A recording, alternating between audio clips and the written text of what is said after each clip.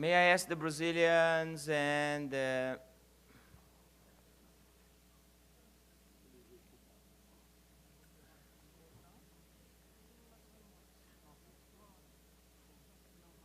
so let's continue.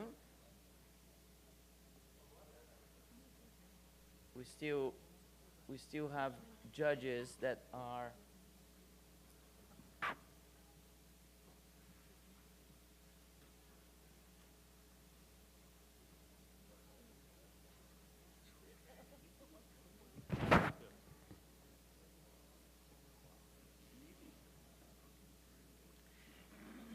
But before we come back to the text, let me just take the opportunity to introduce to you and introduce you to him, to one of the most active ambassadors in our diplomatic corps in Brasilia. He is everywhere in the country, and especially he's everywhere where we discuss environmental issues. I'm very proud of the work that Ambassador Smeets from Belgium does in this country. And I know that Luc Lavrissen, who is sitting across me, would appreciate to know what a wonderful ambassador and diplomat your country has sent to us. He is also passionate about Africa, and we all know that if we combine the Congo Basin with the Amazon Basin, we already have around 2/3 of tropical forests of the world. And Ambassador Smeets knows very well that region and is good friends of several of the presidents of that region. So I'm very privileged to ask Ambassador Smeets just to say a few words.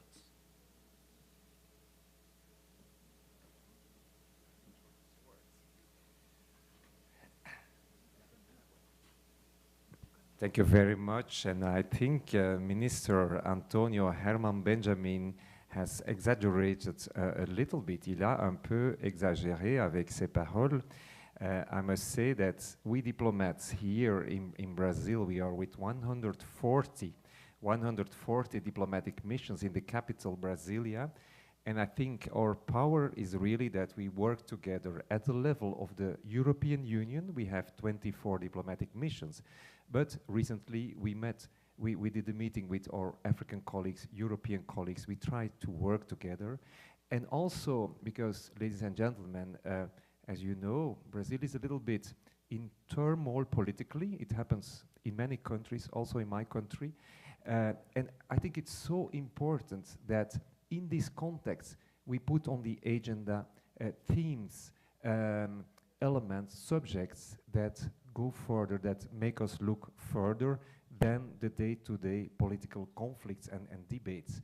And I think Minister Antonio Herman Benjamin is one of the key people that are pushing in this sense to put on the agenda sustainable development, environmental issues, and I'm really honored to be able to meet all of you. I wish you a very, very successful Congress. It's an honor to have the occasion just to address you these 2 minutes. Thank you very much.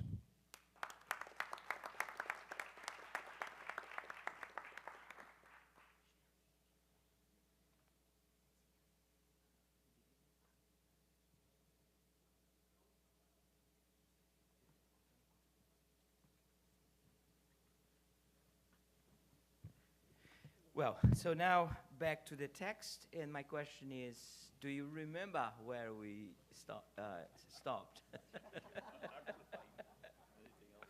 El artículo final. Is there anything else on Article 4? Nós falávamos da questão, ministro, da transparência, lembra? Ficamos, acho, nesse ponto, na questão da gestão ambiental, né, dos tribunais, acho que foi nesse ponto que paramos. Né? Foi isso, mas esse ponto eu acho que foi incorporado. Apenas o Nick Briner vai procurar uma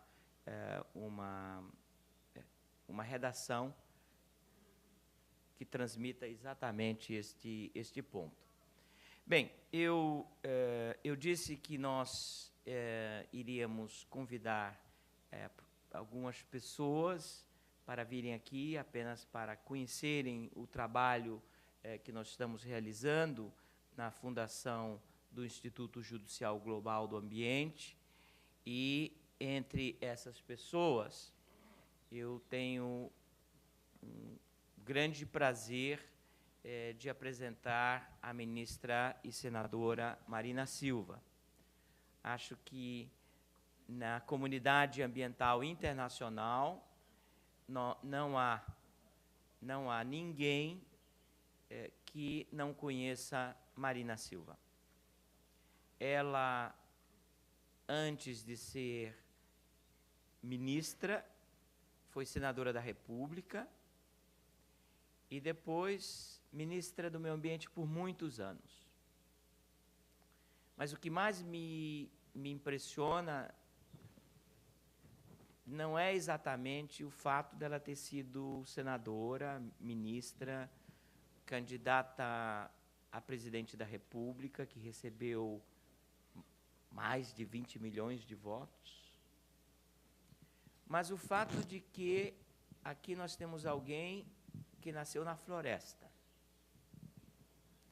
e que, aos 16 anos apenas, recebeu as primeiras lições.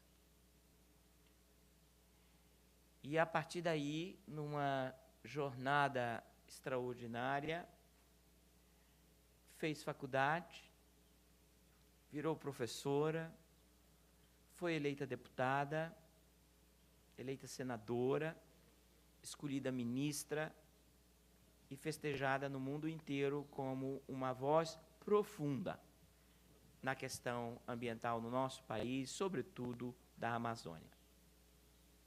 E nós não poderíamos fazer um evento como esse de magistrados, de ministros de todo o mundo, sem fazer uma referência ao trabalho da ministra Marina Silva. Ela está participando do colóquio dos parlamentares na outra sala, assim como o deputado Sarney Filho, que também foi ministro do Meio Ambiente, e, ao final da tarde, a ministra Isabela Teixeira. Todos, cada um dos três com a sua história de vida e história de compromissos com a questão ambiental.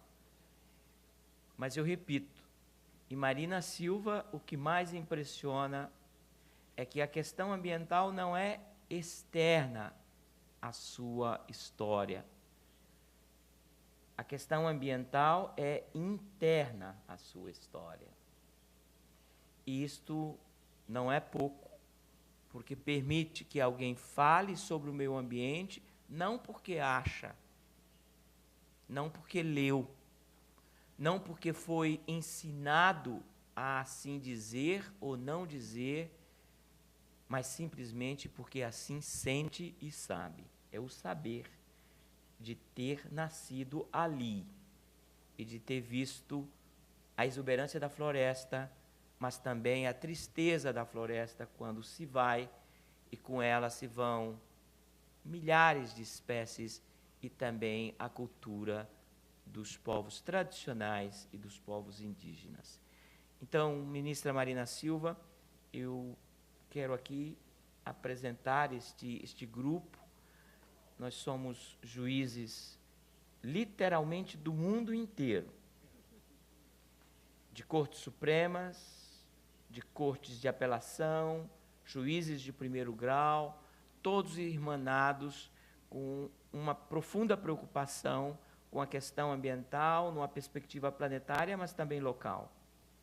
E, por isso, a nossa alegria de recebê-la aqui, como recebemos também o senador Jorge Viana, que está na outra plenária, o senador Fernando Bezerra, e também a ministra do Meio Ambiente, atual ministra do Meio Ambiente, Isabela Teixeira, e o ex-ministro Sarney Filho.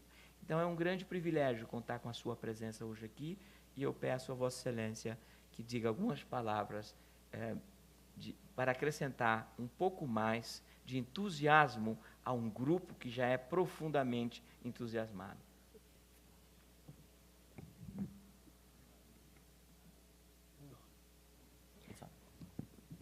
Bem, nós temos tradução simultânea. Boa tarde a todos.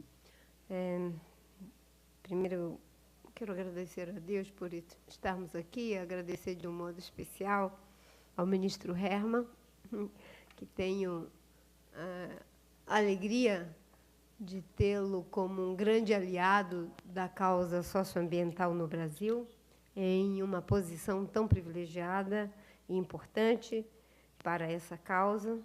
Obrigada pelo convite de me dirigir a esse público tão importante também nas várias regiões do mundo, com as funções que exercem como ministros, como magistrados, juízes, e que nos ajudam a fazer a justiça ambiental do nosso planeta. Eu diria que a gente vive um momento muito delicado, mas, ao mesmo tempo, muito instigante.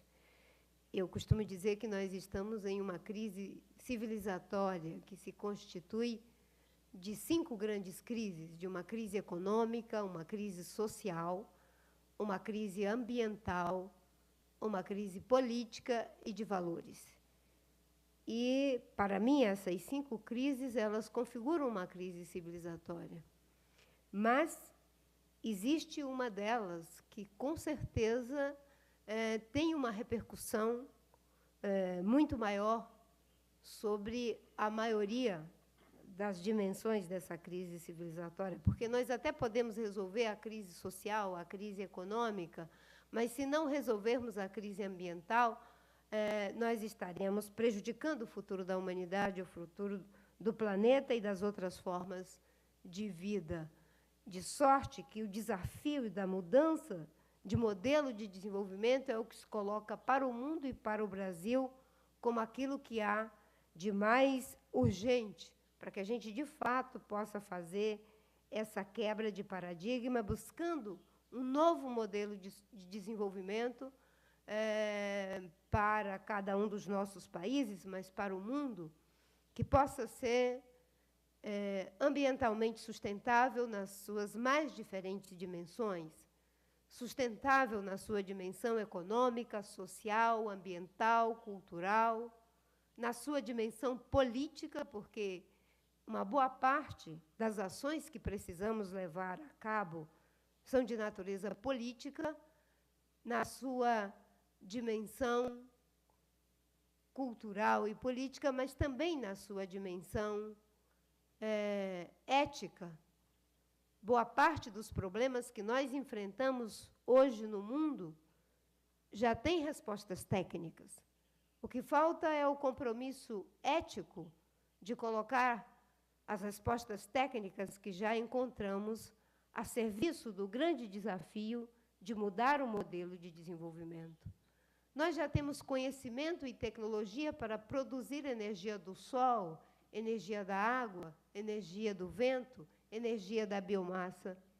No entanto, mesmo em países como o nosso, que tem a maior área de insolação do planeta, a nossa capacidade instalada para a geração de energia solar é incomparavelmente menor do que a capacidade instalada de um país que não tem sol, como é o caso da Alemanha. Então, não são problemas técnicos, são problemas, muitas vezes, das escolhas políticas que fazemos. E eu, aqui no Brasil, eu costumo dizer que nós temos a possibilidade de fazer essa quebra de paradigma, porque nós somos um país que já é gigante pela própria natureza, com cerca de 22% das espécies vivas do planeta, 11% da água doce do mundo, com uma floresta que produz 20 bilhões de toneladas de água por dia, com uma diversidade cultural fantástica. Nós, aqui no Brasil, ainda temos mais de 280 povos que falam 180 línguas. Então, nós aqui podemos fazer, sim, essa quebra de paradigma, porque basta para isso, não é, para além de sermos gigantes pela própria natureza, nos agigantarmos pela natureza das decisões que tomarmos. E está no centro da natureza das decisões que tomarmos em cada um dos nossos países, de acordo com aquilo que foi pactuado em Paris, mudarmos o modelo de desenvolvimento, sair do modelo insustentável para um modelo sustentável, para que o mundo e os nossos países possam ser economicamente próspero, socialmente justo, culturalmente diverso, ambientalmente sustentável e politicamente democrático, porque tudo isso faz parte desse desafio, desse século. Infelizmente, eu não tenho como me alongar, mas aqui no Brasil, quando eu fui ministra, a gente concebeu o plano de combate ao desmatamento. Na época em que assumimos o Ministério do Desmatamento, estava, o ministro Herman, sabem disso, estava com 27 mil quilômetros quadrados de área desmatada. O plano passou a ser implementado em 2004, caiu para 18 mil, depois para 12 mil, e chegamos a ter até menos de 5 mil quilômetros quadrados. Infelizmente, depois de muitos anos de queda consecutiva, temos agora um novo crescimento do desmatamento, mas em que pese a crise política, a crise econômica, social que estamos vivendo, com alguns retrocessos na agenda ambiental, o Brasil é o país que reúne as melhores condições para fazer a quebra de paradigma, juntamente com outros países, obviamente, que esse é um esforço do mundo. E eu concluo dizendo, traduzir isso em marcos regulatórios, traduzir isso em decisões que são arbitradas, muitas vezes, por aqueles que têm o poder de fazer a justiça, requer de nós, se não, como diz o poeta amazônico Tiago de Mello, se não um novo caminho, pelo menos uma nova maneira de caminhar. E para um novo caminho, ou uma nova maneira de caminhar, é fundamental que a gente possa ter diretrizes que nos orientem e que perpassem os partidos, os governos, independente de quem esteja temporariamente no poder. E eu advoguei aqui no Brasil para a realização do plano, de que nós deveríamos ter uma política ambiental transversal, porque política setorial já não dá conta mais do desafio. Se a política ambiental não perpassar os diferentes setores de governo, na agricultura, na infraestrutura, na geração de conhecimento, tecnologia, inovação, em todas as áreas, é preciso que a política ambiental seja transversal. Um desafio dessa magnitude não tem como ser levado a cabo se não tiver uma ampla participação dos diferentes setores da sociedade, de trabalhadores, de empresários, de cidadãos de um modo geral. Portanto, é preciso que se trabalhe com a ideia de controle e participação social. E ainda uma terceira diretriz. É fundamental que se crie um sistema de meio ambiente, tanto no plano internacional, mas nos marcos de cada Estado nacional, que se fortaleçam os sistemas nacionais de meio ambiente e de que a gente possa, com base em tudo isso, primar por um modelo de desenvolvimento sustentável. Então, foi com essas diretrizes que eu fui ministra durante 5 anos e meio, e foi com essa experiência que tive a oportunidade de trabalhar com pessoas como o ministro Herman e tantos outros aqui no Brasil, para, talvez, contribuir com boa parte daquilo que alcançamos. Então, eu quero agradecer a possibilidade de me dirigir aos senhores e a minha alegria de saber que, nesse momento, nós estamos, talvez, produzindo uma grande mutação. A mudança para o desafio que está colocado para a humanidade, se de fato estamos vivendo o antropoceno, não virá de um grupo, não virá de lideranças idoladas, de partidos ou de um setor, terá que ser um esforço da civilização, de todos nós. E, obviamente, que uma mudança com essa magnitude só será possível se tivermos uma atitude generosa. Aqueles que estão desde a primeira hora e aqueles que vão vir depois. Essa luta não requer critério de antiguidade. Aliás, aqueles que começaram devem ser apenas os recepcionadores daqueles que estão chegando e que mais possam chegar. Então, acho que pensar a sustentabilidade na sua dimensão econômica, social, cultural, política, ética e até mesmo estética, porque existem coisas que devem ser preservadas, não é pelo valor econômico imediato, pela liquidez que pode trazer, é pelo seu valor acústico, é pelo seu valor simbólico, é pelo seu valor histórico, é pelo seu valor imagético, é pelo seu valor pictórico.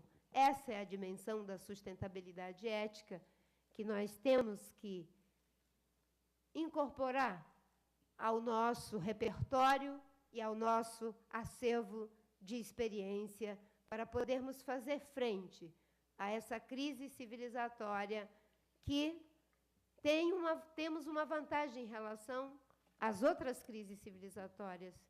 Eu desconfio que os gregos, quando colapsaram, os romanos, os egípcios, as civilizações pré-colombianas, eles não sabiam que estavam em crise civilizatória. Nós sabemos e podemos reagir na economia, na ciência, na tecnologia, nos movimentos sociais, na justiça, em todos os setores da sociedade. Muito obrigada.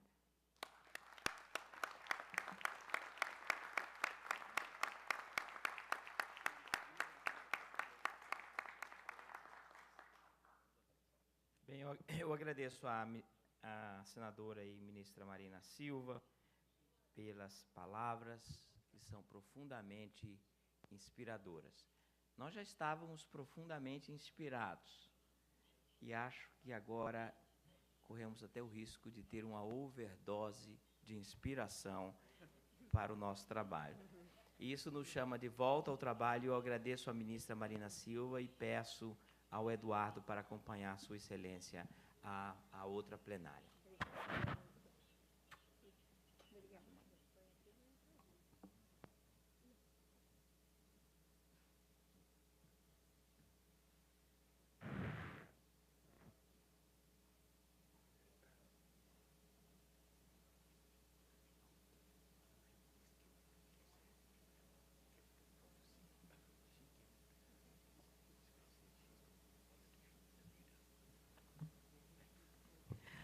Okay, so now we will wrap Article 4, activities. I understand that there are no more suggestions. The suggestion made by our colleague, the Brazilian judge on my left, has been incorporated, and I suggest that we go to Article 5. Membership. Here, as I mentioned to you at the opening today, 2 categories of members: institutional members and individual members. And then the requirements, but also the responsibilities of members. they are in the different provisions, all the way to 5.6. Any comment, suggestion, criticism, addition, deletion? Yes, yeah, please. Microphone. May I suggest to bring 5.3 little a 2 in line with 1, and to speak of serving as members of other courts?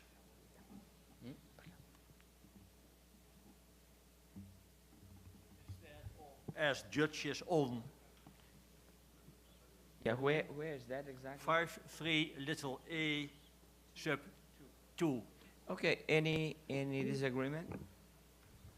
If no, we incorporate that. Any other suggestion? Yes, Rangel, and then Mansour. So what is meant by 5.3 letter A? Individuals currently serving as members, are that only judges, or are there also clerks and others working at the court? Only judges. It's But then- judges. But then the next question about institutional membership. If an institution gets member, what does that imply? Does it imply that all those working in the court will have access to the databases and things like that at the Global Judicial Institute, or is it only for the judges? Very good points. And I think I would submit that in 5.3a, when we say individuals currently serving as judges, Why not members? I think it should be members, or members. because, for example, like the Land Environment Court, or the National Green Tribunal, will have people who are judges, but they will also have people who are appointed as commissioners or expert members, and they are part of the court. I think we should not restrict it to the judges. But perhaps members is too broad. It would include or imply the inclusion of more than what you were saying. Is there a way of addressing Rangel's concern, because it's so vast? Any member, well, my clerks, I consider them members of my court. Independent members. Huh? Independent members. I consider my clerks very independent.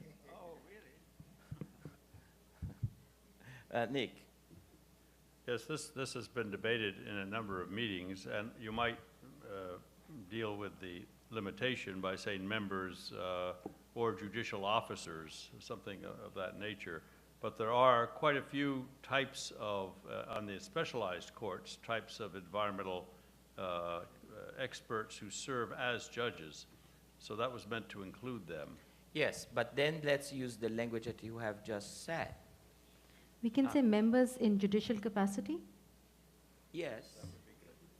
Yeah, it's judicial capacity. Yeah, that's a good, because